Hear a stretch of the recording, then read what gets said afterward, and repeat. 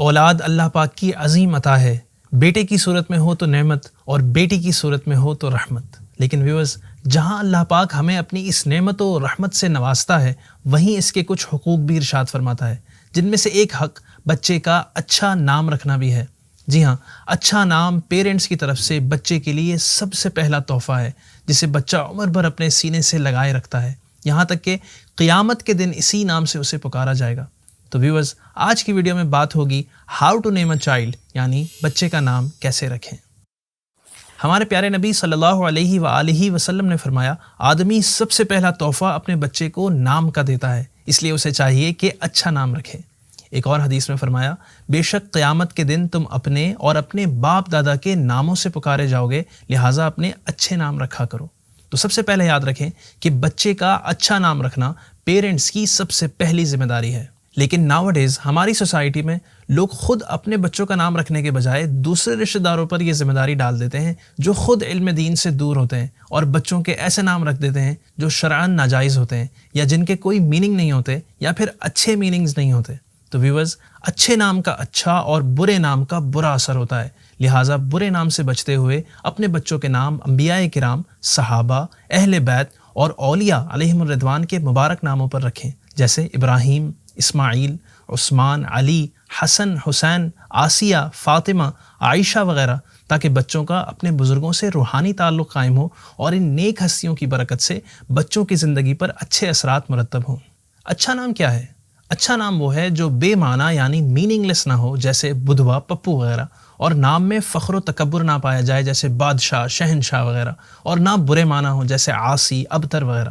اپنے بیٹے کا نام محمد یا احمد رکھیں، کیونکہ اس کی بڑی برکتیں ہیں۔ ہمارے پیارے نبی صلی اللہ علیہ وآلہ وسلم نے فرمایا، جس کے ہاں لڑکا ہو اور وہ میری محبت میں اور میرے نام سے برکت حاصل کرنے کے لیے اس کا نام محمد رکھے، وہ اور اس کا بیٹا دونوں جنت میں جائیں گے۔ لیکن یاد رہے کہ محمد یا احمد نام رکھ کر پھر اس کی تعظیم بھی کریں، یعنی اس نام کے ساتھ کوئی نیگیٹو بات ذکر نہ کریں، جیسے عام طور پر لوگ بے دہانی میں کہہ دیتے ہیں، نعوذ باللہ، محمد نماز نہیں پڑھتا، احمد جھوٹا ہے وغیرہ۔ اس سے بچنے کی ایک صورت یہ ہے کہ عقیقے والے دن محمد نام رکھیں اور پکارنے کے لیے کوئی اور نام رکھ لیں، جیسے نام محمد اور پکارنے کے لیے بلال۔ بعض لوگ اپنے بچوں کا نام طٰہٰ، یاسین، تاسین رکھ دیتے ہیں۔ ایسے نام نہ رکھیں، کیونکہ یہ حروف مقطعات ہیں قرآن پاک کے، جن کے معنی ہمیں معلوم نہیں۔ یہ نبی کریم صلی اللہ علیہ وآلہ وسلم کے نام ہیں، اور بعض علماء نے انہیں اللہ عز و جل کے ناموں میں بھی شمار کیا ہے۔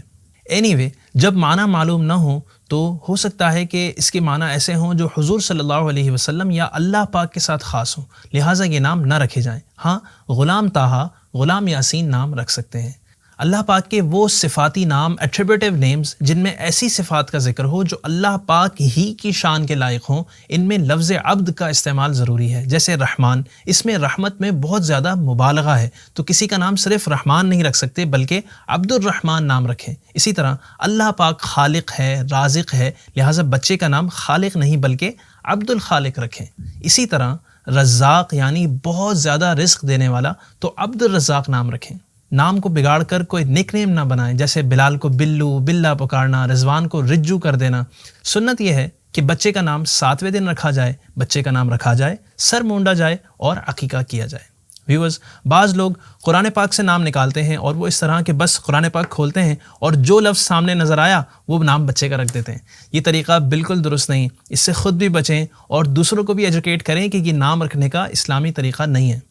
اگر پیرنٹس خود سے کوئی نام نہیں رکھ سکتے، نام کے معنی نہیں معلوم یا اس بارے میں علم نہیں، تو کسی عالم دین سے رابطہ کریں اور ان سے درخواست کریں کہ وہ کوئی نام تجویز کریں۔